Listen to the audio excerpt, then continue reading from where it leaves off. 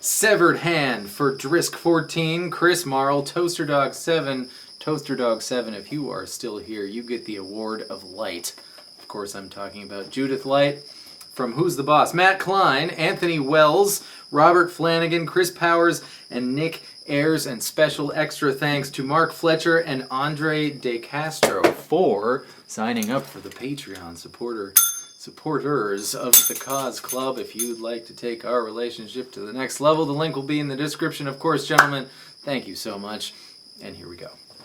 There's 3 things happening in the intro all at once, so which will you choose? The first thing you hear is Mike come in with a D chord, but all the way up here, 1 entire octave higher than D. So if 0 equals 12, then 2 and 3 equal 14 and 15 in your D shape. And then we're going to switch to a G, but we're not going to bother with that B note on the A string. So do everything about your G except for the pointer finger thing.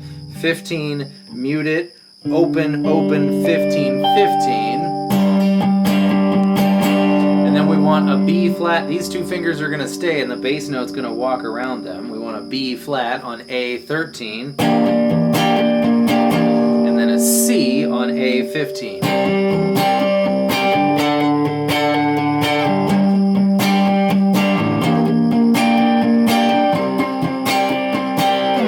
Ed comes crashing in. He comes crashing in with the exact same thing, but down here, except maybe leave the baby E string out of your D chord action, or maybe not. I don't know. Doesn't matter much.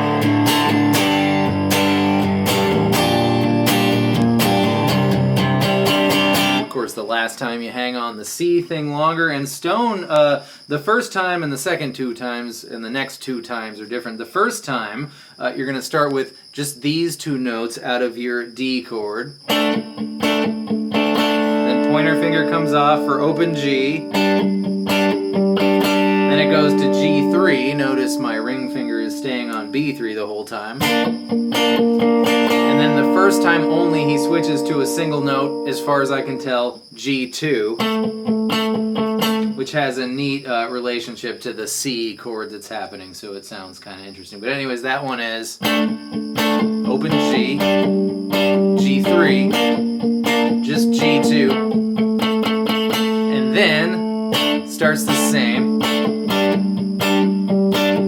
but now we're going to go up 2 frets.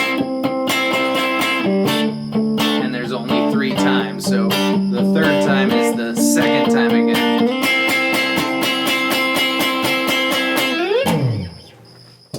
And then for the verse, it's the old strum, slide, strum, strum move, but with 1 extra strum on the end. So start on a G power chord, that's the 3rd fret of the E string. Stone, in the Letterman version, where you can see everything real good, had his pointer finger, pinky finger, 2-note power chord routine going on, and I think at least in the studio recording, one of the guitars is playing the 3-note power chord, so pick your favorite, it doesn't matter, but you're going to do G up to A, that's the 5th fret, strum, slide, strum, strum, strum, and then a C, 3rd fret of the A string, and another G, 3rd fret of the E string, so...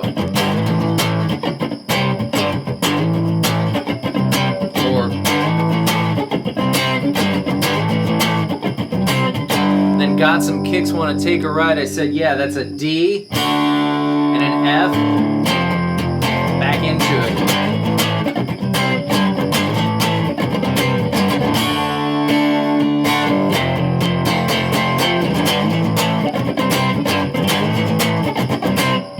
But there's a higher guitar, at least in a lot of the live versions. I don't know that I could quite locate it in the studio recording, which is curious because the Letterman was obviously the promotional one for this album, so you'd think that it would have been really accurate to the album. But higher guitar guy, I believe, is probably Mike, and is playing a A-shaped D on the 7th fret of the D, G, B strings, up to the 10th fret for F, and then up to the 14th fret for A, at which point you go 14, 12, 14.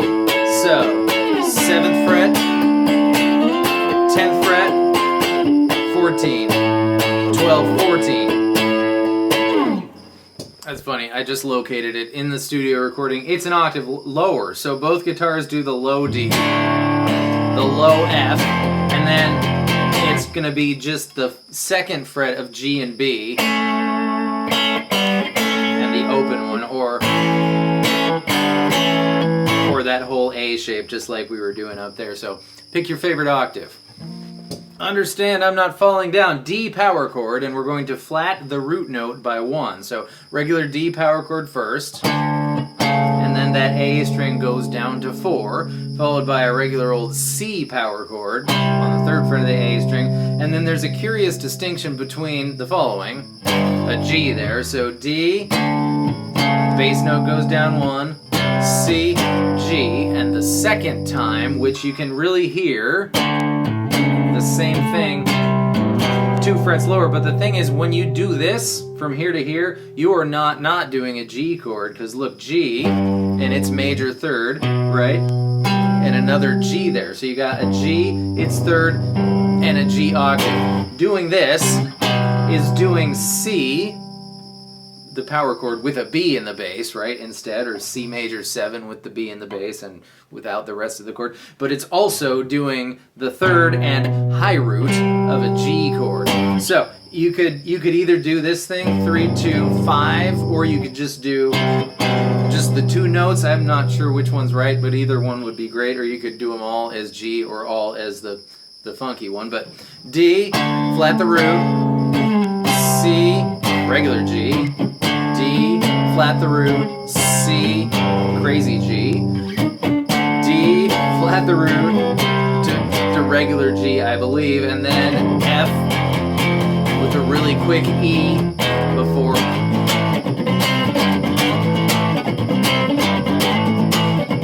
Getting back into it, I think there was, again, another funny thing that was in the live, but I couldn't find it in the studio recording, was Mike was going much the same thing, but higher up the register. So do G string, 7th fret, and B and E string, 10th fret, and we're gonna, again, flat our bass note there, and then move it 2 frets down from the original, so you'll be on 5 and 8 now, and then flat that low note again.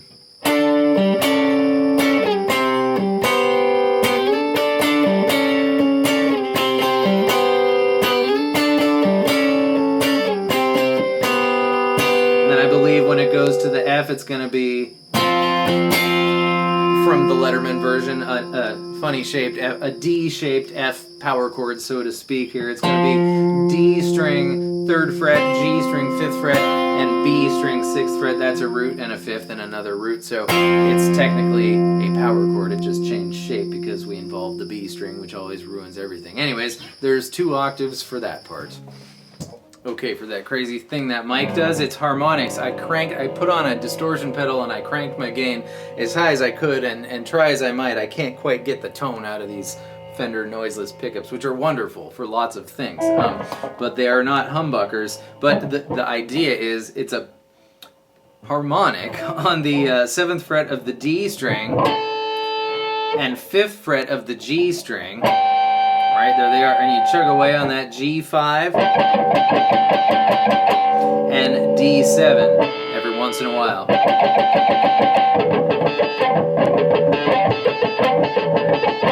The problem is that G string harmonic is a lot weaker of a harmonic than the D one, so that one's pretty easy to get.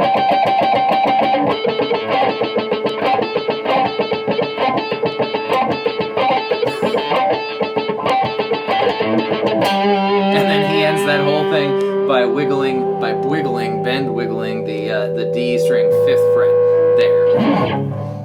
I figured out the trick, in theory anyways. Leave your pointer finger there so that when you want to hear the D string one, your ring finger's down, and when you want to hear the G string one, your ring finger comes off, but your pointer finger doesn't have to do any finagling, so it's always there ready.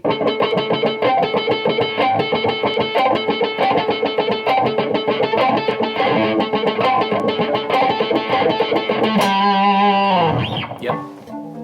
In this, you'll see dragons after 3 or 4. The D-F part, Mike's going G7, bend it. Do it again, then just D 5 to 7, and again.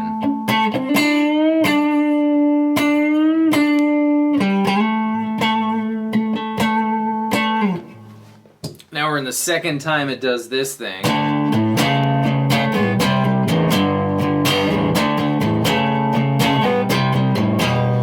And it's all the same, except it hangs on F for the whole 2 measures and then E into the bridge. But you hear in the studio recording on this trip through this thing, the higher guitar guy twice. And then this guy grabs this neat harmony, D string 5th fret, 4, 2, open, land on the D string 7th fret, which is an A note, which is a note in the F chord. It's right there on your G string 2nd fret, and then just joins the group with the E. The bridge, 4 sets of 4 things. The first one, A minor. Whoa, if I... Then D with an F sharp in the bass, the better man chord. E2, G2, B3, G, E. That was the first set of 4. Second set of 4 is all the same except G is F instead. A minor, better man chord, F, E. The third one is the exact same as the first one.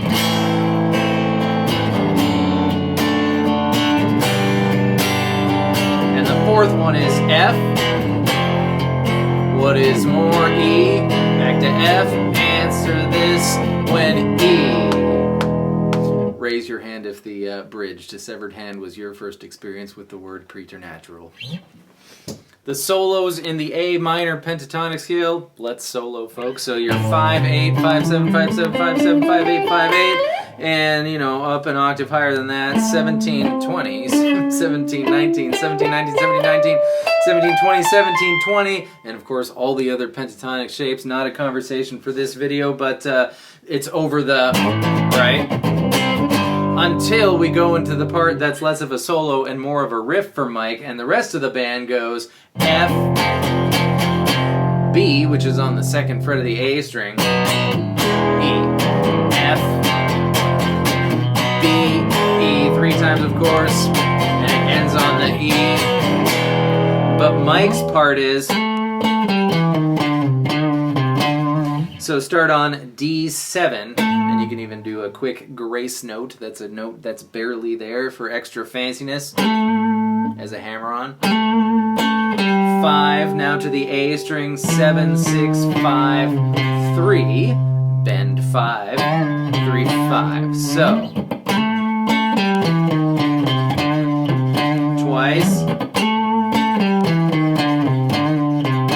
When it goes up a bit, it's the G string 7th fret, the B string 5th fret, back to G7, and when you go to G5, you want to bend it the instant you hit the fret, and then you go D7, 5, so. And then we're going all the way up to B10, bend it, 8, 10. So Mike's whole part there.